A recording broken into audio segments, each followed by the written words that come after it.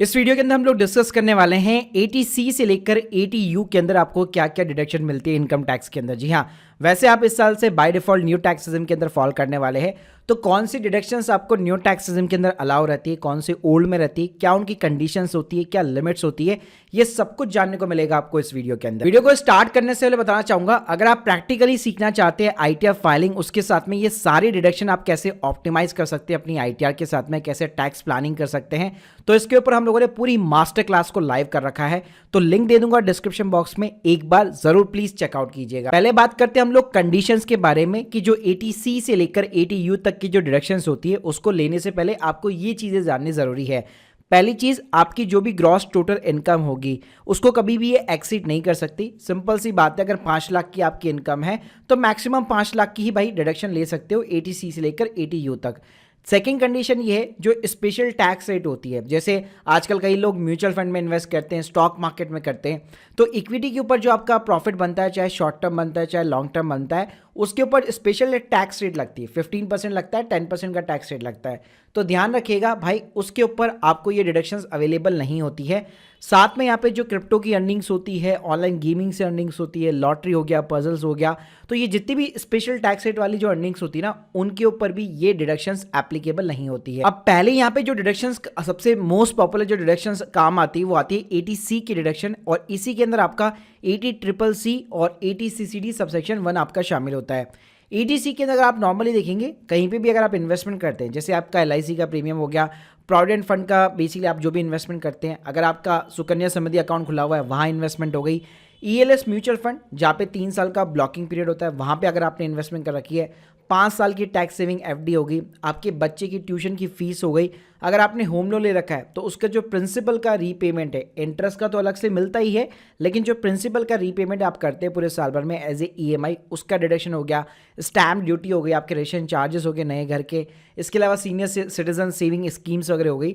तो ये जितनी भी चीज़ें हैं, इन सबको मिला करके जो है मैक्सिमम आपको 1.5 लाख रुपए की डिडक्शन मिलती है। अब आपकी चॉइस है, आप चाहे मान लीजिए अपने बच्चे का यहाँ पे एजुकेशन फीस ही आपका इतना ज़्यादा है कि वही 1.5 लाख कवर हो गया, तो उसके केस में भाई आपकी जो अदर जो चीज़ें है, LIC के है, PPF है, SSY है, फिर उसका डिडक्शन आप नहीं ले पाएंगे। यानी मैक्सिमम लिमिट ही 80C की जो है 1.5 लाख रुपए है। इसके अलावा जो 80CCC है वो क्या कहलाता है, इन्वेस्टमेंट इन पेंशन फंड। अगर आपने किसी भी पेंशन फंड या लेट्स सपोज NPS के अंदर भी इन्वेस्टमेंट कर रखा है, क्योंकि 80CCD सबसेक्शन 1 उसी के अंदर काउंट होता है, अटल पेंशन योजना या नेशनल पेंशन स्कीम, इसके अंदर भी अगर आपने इन्वेस्टमेंट कर रखा है, तो चाहे मैं 80C की बात करूं, 80CCC की बात करूं और CCD सबसेक्शन 1 की बात करूं, तीनों को ही मिला के मैक्सिमम लिमिट 1.5 लाख रुपए की। जी हाँ, यानी 1.5 लाख के बियॉन्ड आप नहीं जा सकते, आप कुछ भी कर लीजिए, आपको ये तीनों ही सेक्शन मिला के ऑप्टिमाइज करना पड़ेगा कि मैक्सिमम भाई 1.5 लाख की मैं डिडक्शन यहाँ पे अवेल कर सकता हूँ।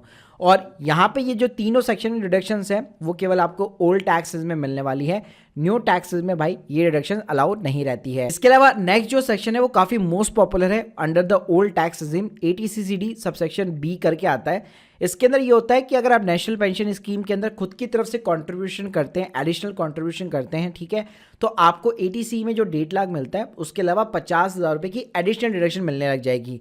और कई लोग इसको बहुत अच्छे से यूज़ करते हैं। अगर आप देखेंगे जिनकी जनरली 10 लाख, 15 लाख, 20 लाख की इनकम है, तो वो लोग क्या करते हैं, NPS का एक Tier 1 अकाउंट खोलते हैं और उसके अंदर हर साल सिर्फ 50,000 रुपये निवेश करते हैं।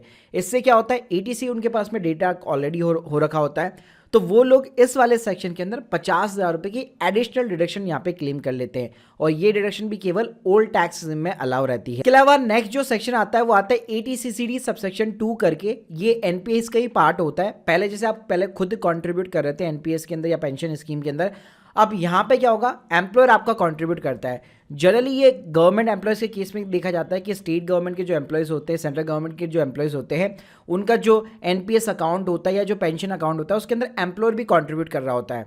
तो यहाँ पे अगर मैं लिमिट की बात करूँ तो 14% ऑफ द बेसिक सैलरी और प्लस DA, ये गवर्नमेंट के केस में चाहे सेंट्रल गवर्नमेंट का एम्प्लॉय या स्टेट गवर्नमेंट का हो, और कोई भी अदर कॉर्पोरेट एम्प्लॉय है तो उसके केस में 10% ऑफ द बेसिक सैलरी और DA का पार्ट हो गया। अब इसके अंदर इंटरेस्टिंग बात क्या है कि न्यू टैक्स रिजिम में भी भाई इसको अलाउ कर दिया गया है। जी हाँ, तो अगर आपका एम्प्लॉयर जो है एनपीएस के अंदर भाई कंट्रीब्यूट कर रहा है तो उसका बकायदा डिडक्शन आप new tax regime, old tax regime दोनों के अंदर आप ले सकते हैं इस सेक्शन के अंतर्गत। तो ये काफी अच्छी बात है। इसके अलावा अगला जो सेक्शन है वो 80D का है, जिसके अंदर आपका हेल्थ इंश्योरेंस, आपका हेल्थ एक्सपेंडिचर और प्रिवेंटिव हेल्थ चेकअप जैसे एक्सपेंसेस आपके शामिल होते हैं। इसके अंदर सिंपल से दो कॉन्सेप्ट है, आप खुद का, अपनी वाइफ का, चिल्ड्रन, जो कि फैमिली फ्लोटर प्लान्स होते हैं हेल्थ इंश्योरेंस के अंदर, अगर उसका प्रीमियम आपका जाता है और नॉन सीनियर सिटीजन है, अगर आपकी एज जो है 60 के नीचे है, तो मैक्सिमम 25,000 रुपये तक की रिडक्शन आप ले सकते हो। वहीं पे अगर आपकी खुद की एज एज ए 60 प्लस है तो उस केस में ये लिमिट 25 से बढ़कर 50,000 रुपये हो जाती है। साथ में यहाँ पे पेरेंट्स को भी अलाउ किया गया है कि पेरेंट्स का भी हेल्थ इंश्योरेंस का प्रीमियम अगर आप अपनी खुद की जेब से भरते हो तो उस केस में अगर पेरेंट्स जो है नॉन सीनियर सिटीजन है तो 25,000 रुपये तक का डिडक्शन हो गया। अगर वो सीनियर सिटीजन है तो उनका हेल्थ इंश्योरेंस प्लस जहाँ पे मेडिकल एक्सपेंडिचर उनके हो रहे हैं एज ए सीनियर सिटीजन, जहाँ पे आप हेल्थ इंश्योरेंस क्लेम नहीं करते, वो एक्सपेंसेस भी जो है 50,000 रुपये तक आराम से क्लेम कर सकते हो। जी हाँ, यानी अगर मैं मैक्सिमम लिमिट की बात करूँ तो दोनों मिला के 50-50 यानी कि 80D के अंदर आप 1,00,000 रुपये की इजीली डिडक्शन क्लेम कर सकते हो। और इसी के अंदर प्रिवेंटिव हेल्थ चेकअप भी आता है 5,000 रुपये का, जो आप खुद के लिए क्लेम कर सकते हो या फिर पेरेंट्स के लिए क्लेम कर सकते हो। और ये दुखद भरी चीज़ है कि ये वाली जो डिडक्शन है स्पेशली वो केवल भाई ओल्ड टैक्स रिजिम के अंदर ही अलाउ है, न्यू टैक्स रिजिम में इसको भी जो है डिसअलाउ कर दिया गया है। अगला जो सेक्शन है 80DD करके और प्लस 80DD भी करके, ये भी भाई मेडिकल से रिलेटेड ही है। 80DD ये कहता है कि अगर आपकी फैमिली के अंदर कोई पर्सन ऐसा है जो कि डिसेबल है और वो आपके ऊपर डिपेंडेंट है, उसके कई सारे मेडिकल के खर्चे होते हैं, तो वहाँ पे आप जो है डिडक्शन क्लेम कर सकते हो। अगर मान लीजिए नॉर्मल डिसेबिलिटी है 40% के नीचे है, ठीक है, तो उस केस में 75,000 रुपये की हो गई। और सीवियर डिसेबिलिटी है यानी 80% से अबाव है तो उस केस में 1,25,000 रुपये होगी। अब ये डिसाइड कौन करेगा, तो ऑब्वियसली बात है आपको डॉक्टर से प्रॉपर एक सर्टिफिकेट यहाँ पे बनवाना पड़ सकता है। इसके अलावा 80DD भी जो है वो भी यहाँ पे same kind of the thing है, मेडिकल ट्रीटमेंट के बारे में है। यहाँ पे ये कहता है कि कोई भी पर्सन आपकी फैमिली के अंदर उसका अगर कोई मेडिकल एक्सपेंडिचर चल रहा है, वो भी स्पेसिफिक डिजीज को लेकर, जिसके अंदर मान लीजिए कैंसर हो गया, मतलब बहुत गंभीर बीमारियाँ हो गई, क्रॉनिक रीनियल फेलियर हो गया, ऐसी बहुत सारी लिस्ट दी गई है। तो उससे रिलेटेड अगर कोई भी बीमारी होती है जो लॉन्ग टर्म चलती है और आप एक्सपेंडिचर कर रहे हैं यहाँ पे मेडिकल का काफ़ी अच्छा एक्सपेंडिचर कर रहे हैं, तो सीनियर सिटीजन उनकी अगर एज है 60 प्लस है तो 1,00,000 रुपये की डिडक्शन हो गई, और उसके नीचे है तो फिर 40,000 की डिडक्शन हो गई। तो ये डिडक्शन यहाँ पे स्पेसिफिक डिजीज के केस में बेसिकली अलाउ रहती है। और ध्यान रखिएगा इनके ऊपर जो है आपको प्रॉपर प्रूफ्स वगैरह सारे चाहिए होते। आईटीआर फाइलिंग के टाइम पे कुछ अपलोड नहीं करना पड़ता, लेकिन अगर फाइल स्क्रूटनी में गई तो वहां पे आपको सारे प्रूफ जो है देने पड़ते हैं। और दुखद भरी बात ये भी है कि ये वाली चीजें भी केवल ओल्ड टैक्स रिजिम के अंदर अलाउ है, न्यू टैक्स रिजिम में इसको भी यहाँ पे डिसअलाउ कर दिया गया है। नेक्स्ट जो भाई डिडक्शन आती है वो आती है 80E की। जी हाँ, तो जिसके अंदर अगर आपने कोई एजुकेशन लोन ले रखा है हायर पर्पस के लिए, हायर एजुकेशन के लिए, तो उसका जो भी इंटरेस्ट का अमाउंट है उसका आप डिडक्शन ले सकते हो। वहाँ पे कोई सर्टेन लिमिट नहीं है कि इतना ही डिडक्शन आपको मिलेगा, जितना भी आपका इंटरेस्ट जा रहा है up to the 8 assessment year तक आप आसानी से यहाँ पे जो है क्लेम कर सकते हो अपना जो भी इंटरेस्ट का पोर्शन है। इसके अलावा नेक्स्ट सेक्शन जो है आपका होम लोन से रिलेटेड है। तो देखिए सेक्शन 24 के अंदर आपको 2,00,000 रुपए का इंटरेस्ट का डिडक्शन मिलता है। लेकिन कई बार क्या होता है, होम लोन हमारा इतना बड़ा है भाई, 2,00,000 रुपए इंटरेस्ट तो जा ही रहा है, मतलब जो ईएमआई हम पे कर रहे हैं उसमें 2,00,000 इंटरेस्ट नहीं बल्कि उससे ज़्यादा का इंटरेस्ट है, जैसे मान लीजिए 4,00,000 4,50,000, तो उस केस में ये सेक्शन दोनों काम के हैं। 80EE कहता है कि अगर आपका लोन का अमाउंट जो है 2016 से 17 के बीच में सेक्शन हुआ है, अप्रैल से मार्च के बीच में, और आपका लोन का अमाउंट जो है 35 लाख या उसके नीचे है, प्रॉपर्टी की जो वैल्यू है वो 50 लाख के नीचे है, तो उस केस में आपको 50,000 रुपये का डिडक्शन मिलेगा। 80EE कहता है कि आपका लोन जो है 19 और 22 के बीच में यहाँ पे अप्रूव होना चाहिए। स्टैम्प ड्यूटी जो है बेसिकली आपके घर की जो है वो 45 लाख के नीचे होनी चाहिए, तो उस केस में 1.5 लाख एडिशनल आप डिडक्शन ले सकते हो। यानी कि जो सेक्शन 24 है उसमें 2 लाख का इंटरेस्ट तो आज भी मिल रहा है, अगर आप 2024 में लोन ले रहे हो तब भी आपको मिल रहा है, उसका जो भी इंटरेस्ट का डिडक्शन होगा। लेकिन यहाँ पे जो ये दोनों सेक्शन है वो पर्टिकुलर यहाँ पे कंडीशन के साथ में आते हैं। तो गवर्नमेंट ने क्या किया था कि भाई होम लोन को थोड़ा सा ज़्यादा है ना बूस्ट करने के लिए ये दोनों सेक्शन इंट्रोड्यूस किए गए थे। तो अगर आप इन कंडीशंस के अंदर फॉलो करते हो तभी आप एडिशनल जो इंटरेस्ट पे कर रहे हो उसका डिडक्शन इन दोनों सेक्शन में ले सकते हो। और ये भी केवल ओल्ड टैक्स रिजिम में अलाउ है, क्योंकि न्यू टैक्स रिजिम में सेल्फ ऑक्यूपाइड प्रॉपर्टी पे कोई भी होम लोन का टैक्स का बेनिफिट नहीं मिलता है, केवल जो रेंटल प्रॉपर्टी होती है उसमें केवल सेक्शन 24 का आपको डिडक्शन देखने को मिल जाता है। अब भाई अगला जो सेक्शन है वो है 80EE करके। अब ये भाई इरेलेवेंट हो चुका है क्योंकि इसके ऊपर पहले आपको गवर्नमेंट डिडक्शन दिया करती थी, वो टाइम लिमिट जा चुकी है। पहले क्या होता था, अगर आप कोई भी इलेक्ट्रिक व्हीकल लोन लेते उसका जो भी आपका इंटरेस्ट का पेमेंट होता था उसके अगेंस्ट में आपको डिडक्शन मिला करती थी, लेकिन भाई उसकी लिमिट जो है खत्म हो चुकी है। 2019 से 2023 के बीच में अगर आपने ऐसा कोई व्हीकल परचेज किया था लोन के ऊपर और उसका आज भी अगर आप इंटरेस्ट चुका रहे हो तो 1.5 लाख रुपए की डिडक्शन इस सेक्शन के अंदर अलाउ की गई थी। इसके अलावा भाई नेक्स्ट सेक्शन जो है वो काफी अच्छा है, 80G है, जो कि आपका डोनेशन का बनता है। तो अगर आप किसी भी मंदिर के अंदर, चैरिटेबल इंस्टीट्यूट के अंदर कहीं पे भी अगर आप डोनेशन दे रहे, आपको एक प्रॉपर जो है रिसिप्ट मिलती है। रिसिप्ट के नीचे लिखा होता है कि ये रिसिप्ट जो है इनकम टैक्स के अंदर आपके डिडक्शन के लिए एलिजिबल होगा, प्लस वो कौन से सेक्शन के अंदर ट्रस्ट यहाँ पे रजिस्टर्ड है, प्लस कितनी लिमिट है आपको डिडक्शन की, तो वो रिसिप्ट के ऊपर सारी चीज़ें लिखी होती है। तो वहाँ पे जो है आप 100% से लेकर 50% तक का डोनेशन जो भी आपका अमाउंट है उसका आप डिडक्शन ले सकते हो।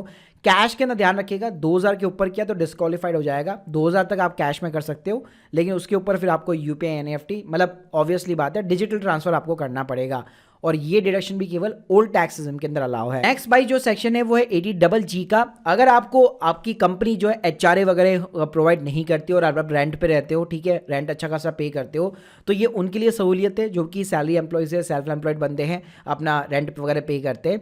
तो यहाँ पे लिमिट दे रखी है 5,000 रुपये पर मंथ या 25% of the adjusted total income, या फिर rent paid minus 10% adjusted total income. मोटा मोटा भाई बात करूँ 60,000 रुपये मैक्सिमम साल का डिडक्शन आपको मिल जाता है। इसके लिए एक एडिशनल फॉर्म फाइल करना पड़ता है, फॉर्म 10BA करके आता है, जिसमें लैंडलॉर्ड की बस बाकायदा डिटेल्स जाती है, और ये डिडक्शन भी केवल आपको ओल्ड टैक्स सिस्टम के अंदर जो है देखने को मिल जाती है। न्यू टैक्स सिस्टम के अंदर भाई इसको भी अलाउ कर दिया गया है। अगला गाइस जो डिडक्शन है वो 80GG के करके है, तो ये भी डोनेशन का है, जैसे चैरिटेबल ट्रस्ट का हमने वो देखा था, लेकिन ये है scientific research and rural development के अंदर। और यहाँ पे एलिजिबल जो है सारे असेसी है, बस वो असेसी नहीं है कि जो कि जिनकी बिजनेस या प्रोफेशन से इनकम है, यानी कि कॉर्पोरेट्स वगैरह को डिस्क्वालीफाई कर दिया गया है। लिमिट की बात करो, जितना पैसा आप डोनेट कर सकते हो करो, 100% आपको मिलने वाला है।